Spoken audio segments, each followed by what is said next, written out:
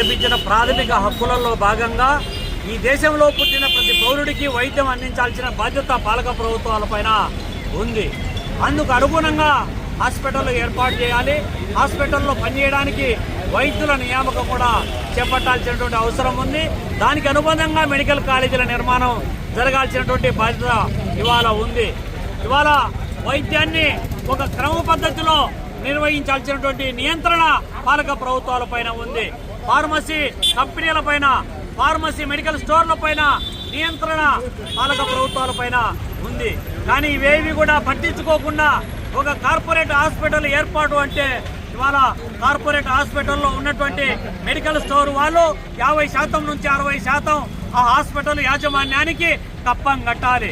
Medical స్టోర్తో పాటు ఇవాళ lab టెక్నీషియన్కు సంబంధించినటువంటి వైద్య పరీక్షల కోసం సెంటర్ పెట్టాలంటే 50% వాళ్ళకు పర్సెంటేజ్ యాజమాన్యానికి చెల్లించాలి అని అంటే అదనంగా పేషెంట్ల పైన ఎంత భారం పడతా ఉందో మనకు అర్థమవుతా ఉంది.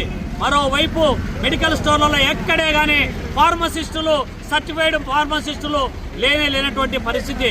కేవలం సర్టిఫికెట్లు మాత్రమే పెట్టుకొని అక్కడ ఎలాంటి అనుమతి లేనటువంటి, లేకపోతే ట్రైనింగ్ లేనటువంటి ఫార్మసిస్టులతో ఇవాళ మందులు విక్రయించడంతో పాటు ఎక్స్పైర్ అయినటువంటి మందులను, నకిలీ మందులను ఇవాళ జనం పైన రుద్దేటువంటి పరిస్థితి ఇవాళ కొనసాగుతూ ఉంది.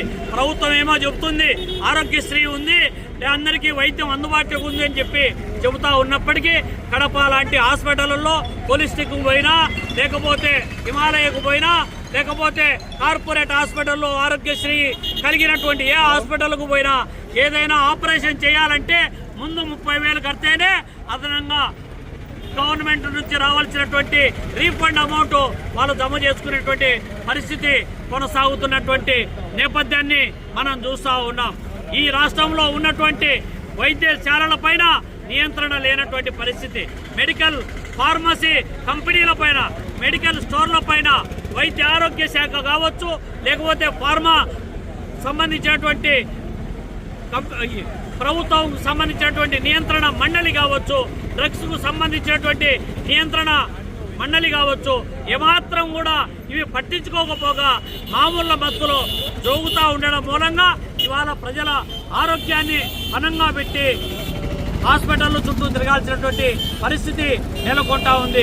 ప్రజల ప్రాణాలకు రక్షణ లేనటువంటి పరిస్థితి నెలకొంటున్నటువంటి నేపథ్యంలో ఇప్పటికైనా ప్రభుత్వము ఈ రాష్ట్రంలో ఇష్టారాజ్యంగా అనుమతి లేనటువంటి డాక్టర్లు, సర్టిఫికెట్ లేని డాక్టర్లు, ఇప్పటి ముప్పటిగా వెలుస్తున్నటువంటి క్లినిక్లు ఒకవైపు, ఇంకోవైపు కార్పొరేట్ హాస్పిటల్ దోపిడీకి అడ్డు అదుపు లేకుండా పోతున్నటువంటి నేపథ్యంలో ఇమ్మీడియట్ గా వీటిపైన ఒక నియంత్రణ కమిటీని ఏర్పాటు చేయాల్సినటువంటి అవసరం, బాధ్యత ప్రభుత్వం పైన ఉంది. అటువైపు చర్యలు తీసుకోకపోతే భారత కమ్యూనిస్ట్ పార్టీ తలపెట్టినటువంటి ఈ రాష్ట్ర వ్యాప్త ఆందోళన రేపు ప్రజా ఉద్యమంగా మనుస్తుందని చెప్పి హెచ్చరిస్తా ఉన్నారు.